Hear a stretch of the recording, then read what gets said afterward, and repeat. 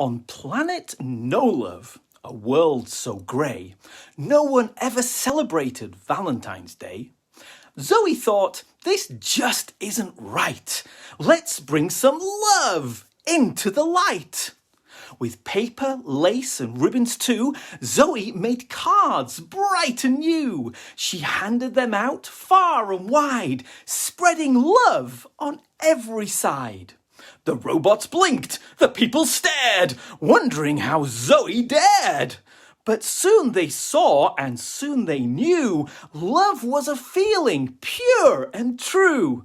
From Zoey's heart the change did start, love and kindness like an art. Now the planet, once so stark, glowed with love, a real bright spark.